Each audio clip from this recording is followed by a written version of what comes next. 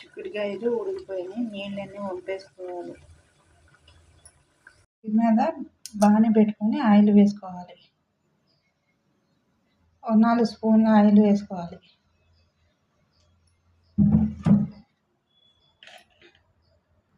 Oil కాగాక ఉల్లిపాయలు పచ్చిమిర్చి వేసుకోవాలి.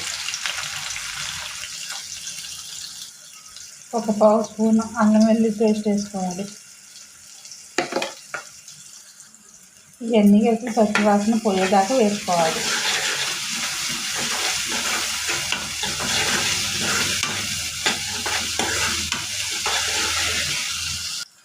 అవి కొద్దిగా వేగిన తర్వాత టమాటా ముక్కలు వేసేసుకోవాలి. టమాటా ముక్కలు కొద్దిగా మగ్గనివ్వాలి.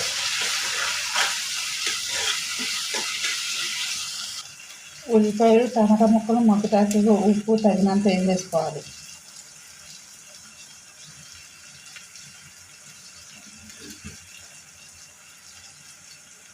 ఒకసారి సరిపడినంత వేసేసుకొని ఒక 2 నిమిషాలు మగ్గించుకోవాలి.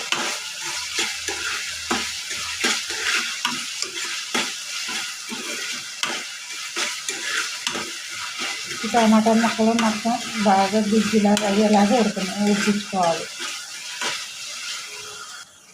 కారం ఎక్కువ తినేవాళ్ళైతే కనుక ఈ స్పూన్తో 2 స్పూన్లు వేసుకోవాలి. తక్కువ తినేవాళ్ళైతే కనుక 1 స్పూన్ వేసుకోవాలి.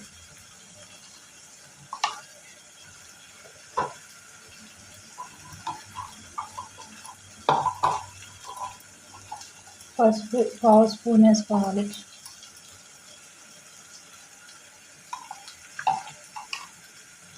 వేసుకొని ఇవన్నీ మొత్తం బాగా కలుపుకోవాలి.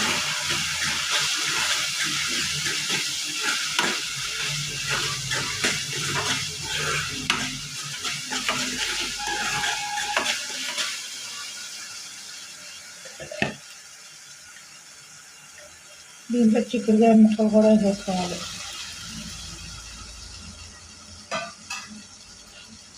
వేసుకొని ఇవన్నీ బాగా కలుపుకోవాలి.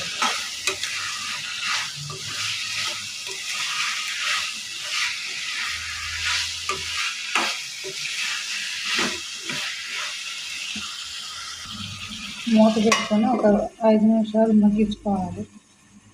సిమ్లో పెట్టుకొని 5 నిమిషాలు మగ్గించుకోవాలి. ఒకసారి మూత తీసుకొని కలుపుకోవాలి.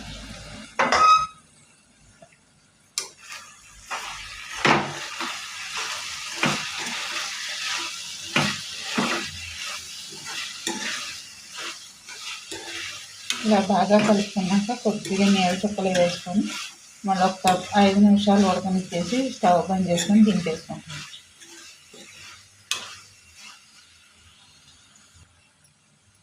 కొద్దిగా ఈ కప్పులో సగం వాటర్ పోసుకోవాలి.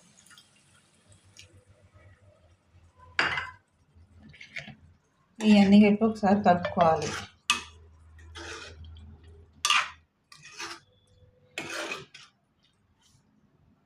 ఒక 5 నిమిషాలు మూత పెట్టుకొని ఒక 5 నిమిషాలు మగ్గించుకున్నాక స్టవ్ బంద్ చేసుకొని దింపేసుకుంటాం. చిక్కుడుకాయ టమాటా కర్రీ రెడీ అయిపోయినట్టే. ఒకసారి మూత తీసుకొని చెక్ చేసుకోవాలి.